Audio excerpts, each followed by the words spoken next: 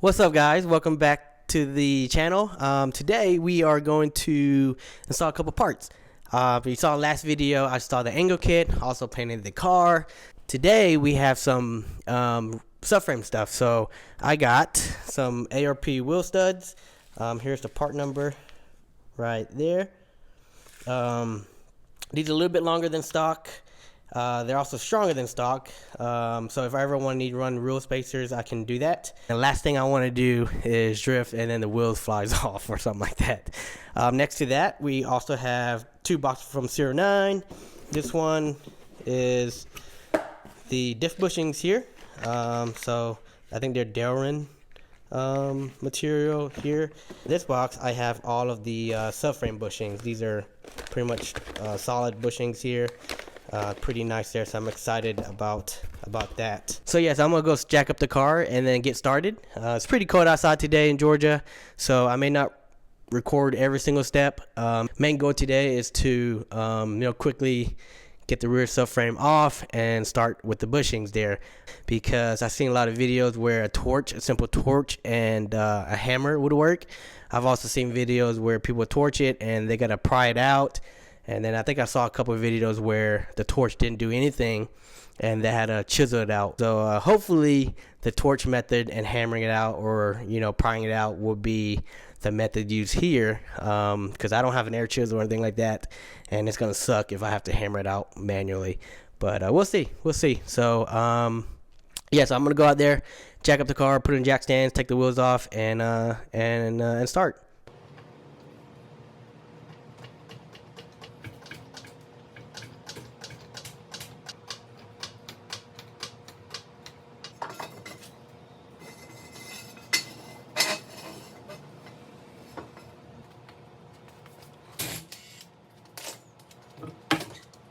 Finally got the subframe off. What a pain to do by yourself.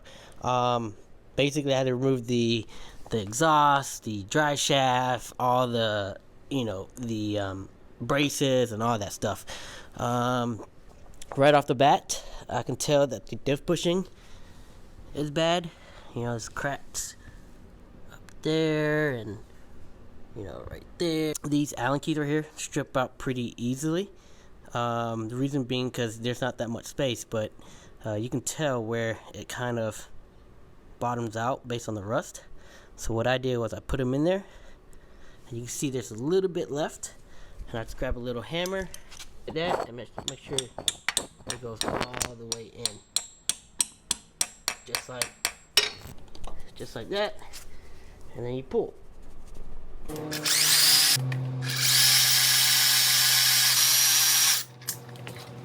Make sure you break them loose before you use power tool, okay? The diff bolts are so much easier when the subframe's off the car. I remember when I weathered the diff and the subframe was still in the car, it sucked because the spare tire, so you barely have any room. But now with the subframe off, I literally used a power tool and it came right off, which is awesome.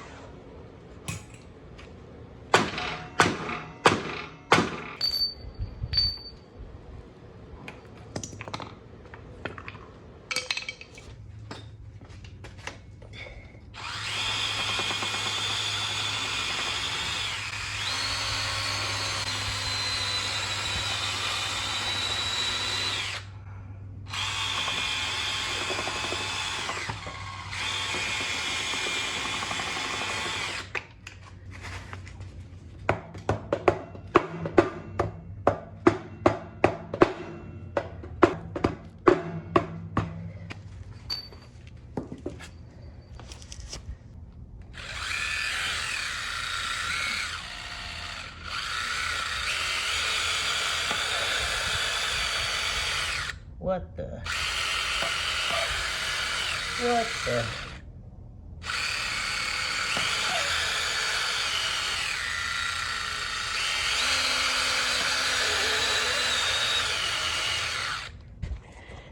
I got the 2 diff bushings.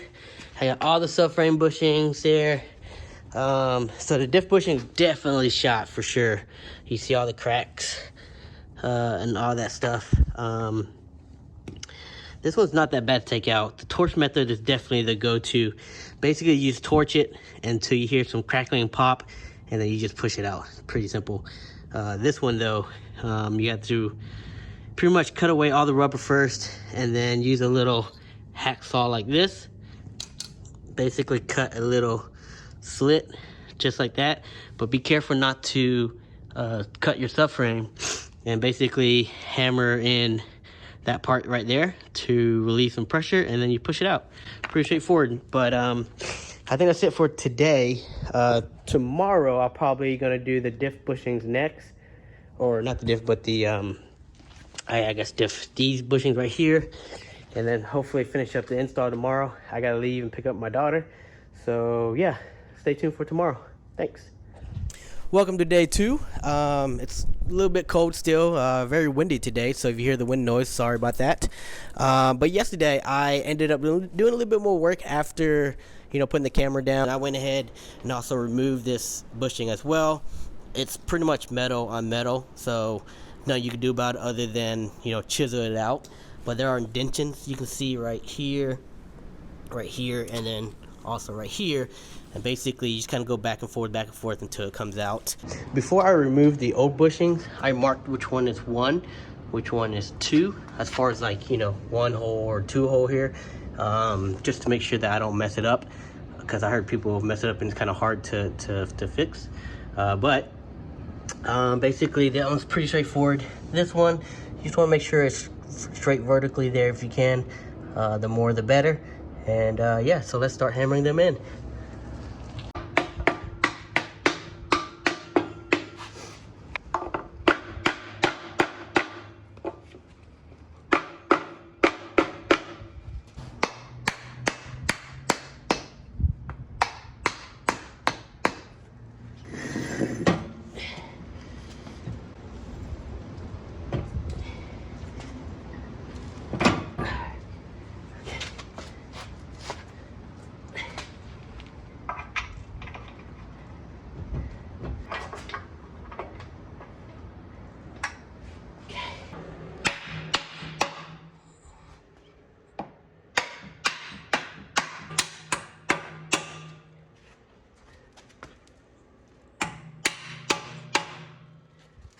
All right, so I pretty much got it fully assembled. Well, not fully assembled, but you know, the axle bolts and all that stuff torqued down and everything. I had to close the garage because it was getting cold.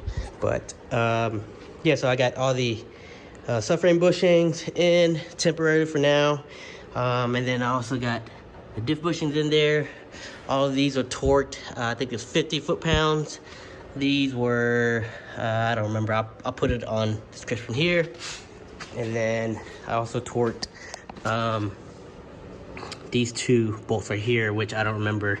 I put in the on the screen right here as well. So now the tough part is trying to get this onto the jack and then under the car all by myself. So I think I can do it, but worst case is if I can't, then I might have to call my brother-in-law and come and help. So we'll see how it goes.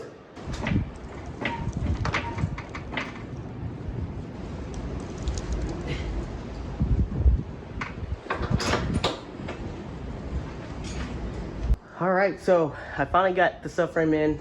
It was a pain to do it not only by yourself, but with one jack. A lot of back and forth trying to, you know, balance the subframe according to weight distribution and everything like that.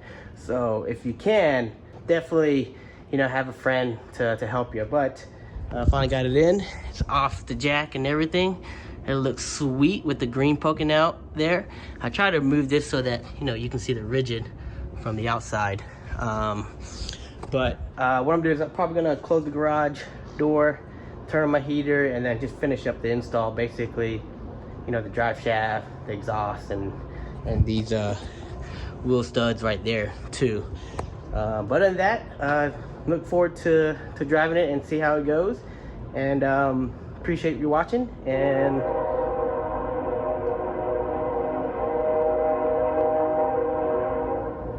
Stay tuned. Peace.